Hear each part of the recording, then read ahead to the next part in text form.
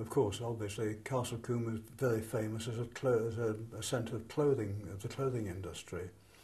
After at the Norman Conquest in 1085, the Domesday Survey in 1085, after the Norman Conquest, 2 mills were indicated in Castle Combe, but it's thought that both of those were corn mills. But by 1370, the Toker brothers had started a cloth industry. They started a fulling and a gig mill in the valley. We're not quite sure which one it was, but the clothing industry built up to an enormous industry, making the area very, very wealthy indeed.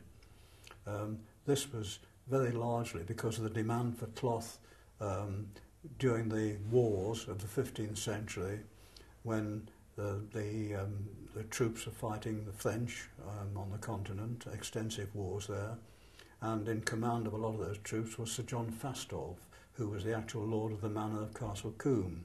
Although he never lived in Castle Combe and he spent most of his time fighting on the continent, he decided that he would clothe his troops in a cloth, a red and white cloth that became universally known as Castle Combe.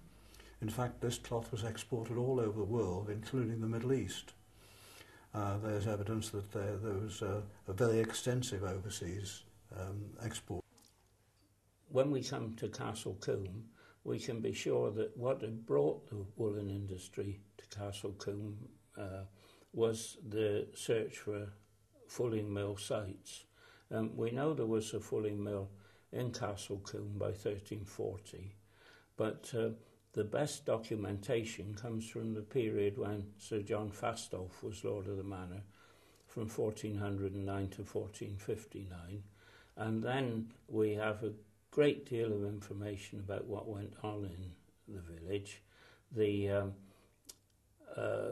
Lord of the Manor, Sir John Fastolf, was a noted soldier in the French wars, and he bought a great deal of cloth in the village to clothe the men-at-arms that he led to the wars in France. Both red and white cloth are records of many purchases, but there are records of another kind about selling cloths from Castle Combe in London, and lawsuits about cloths and so on. And they show that Castle Combe was very celebrated for red cloths, to the extent that some red cloths called Castle Combes were mentioned as being sold in London. And it's obvious that it was very celebrated for that type of cloth. So Castle Combe became very famous. A lot of the clothiers became very wealthy, although they were only leaseholders from the barony itself. And of course they built more and more mills, and eventually there were 13 mills actually operating in the valley. It was always very difficult to site a mill at a new place, you see.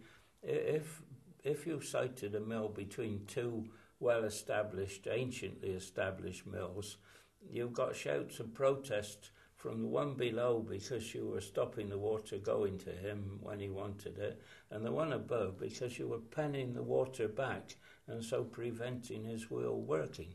So it's quite likely that the several sites, I think maybe 5 in Castle Combe, were the ones that existed in the 1400s. And the fact that you'll get a higher number mentioned is because of the way they describe the mills. They would often say 4 fulling mills under one roof. Well, what they meant was 4 sets of fulling stocks under one roof, or a fulling mill and a corn mill under one roof and counting it as 2. It's quite haphazard, really, but I expect there were 4 or 5 sites, really. It's not really known why the level of the water fell in the River Bybrook, which powered the mills, but it did. And of course, at the present day, it's very low again now. So whether it's a cyclic thing or not, we don't know. But the water level got so low, the mills could no longer be driven. And so the industry moved downstream, down the River Avon, to places like Bradford-on-Avon. Probably there was a decline from then onwards, although it may be that the sources failing us, and it may have gone on being very prosperous. But there was a tendency, certainly in the 16th century, for the biggest clothiers to migrate to the main towns like Bradford, Trowbridge, Melksham, Chippenham. And the village clothier tended to be either non-existent or a smaller man.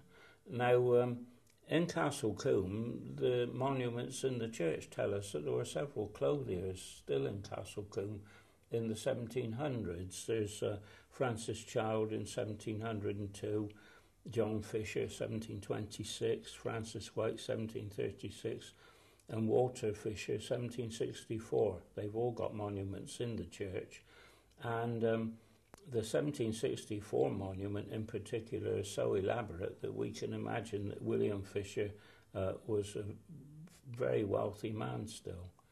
But I think probably in the 1700s the end of the trade came to Castle Combe, really.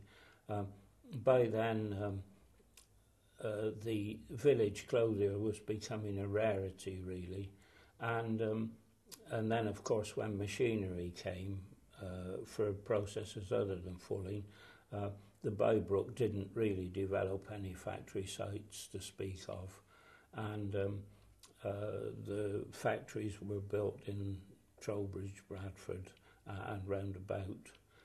The industry, the only industry one could really say is the tourism industry now for Castle Combe, and people from all over the world come and visit.